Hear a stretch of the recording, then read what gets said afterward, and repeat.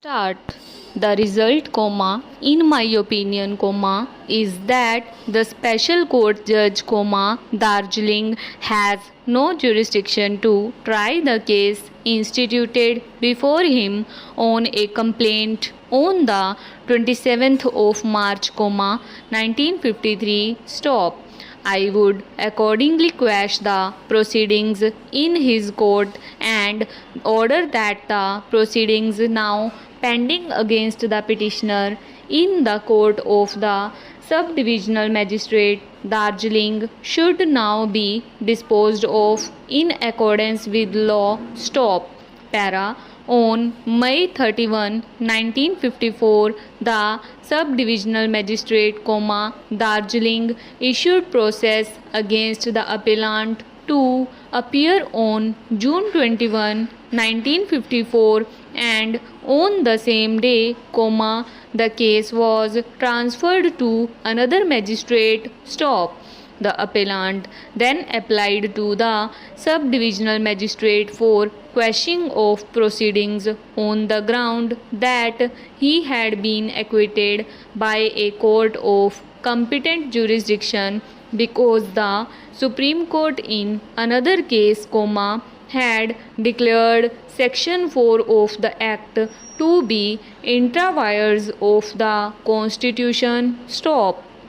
The learned magistrate dismissed this petition on the ground that the order of the High Court dated April 8, 1954, which directed the trial of the appellant, was passed after the judgment of the Supreme Court, and that he was bound by the order of the High Court. Stop.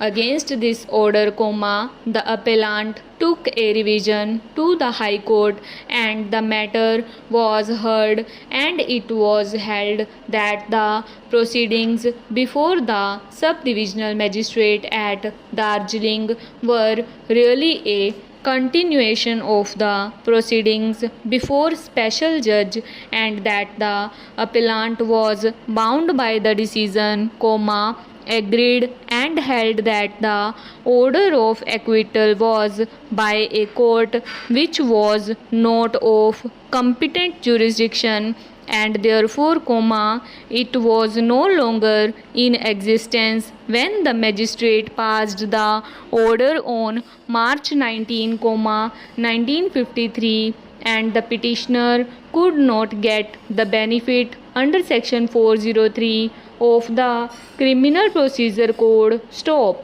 The result was that the appellant's prayer for quashing the proceedings was rejected, and the appellant has come in appeal by special leave against this decision of the High Court. Stop.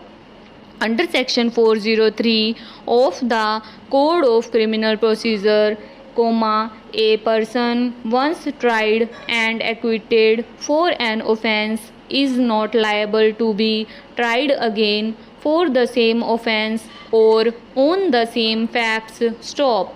It is this provision of the code which the appellant relies on in support of his appeal, and submits that as he was acquitted by a court of competent jurisdiction and which acquittal remains operative, he cannot be tried again for the same offence. Stop. Section 4 of the Act is intra vires, and the court of the special judge, who passed the order of acquittal of the appellant was a court of competent jurisdiction, and if there is no another impediment on the way of the appellant, the previous acquittal must operate as a complete bar to his being tried again on the same facts and for the same offences. Stop. But it was contended on behalf of the state that in his order, he had held that the appellant could not plead the bar of Section 403 as the order of acquittal by the special judge was not by a court of competent jurisdiction, and as the order became final whether it was right or wrong, it barred the raising of that question, that is, applicability of section 403 even in this court. It, therefore, becomes necessary to determine the effect of the order of the magistrate. The special judge acquitted the appellant and convicted the co-accused, who alone took an appeal to the High Court. The court held that Section 4 of the Act to be ultra vires and set aside his conviction and left it to government to decide as to whether he should again be tried or not. By filing the proceedings again, the government decided that the appellants should be retried.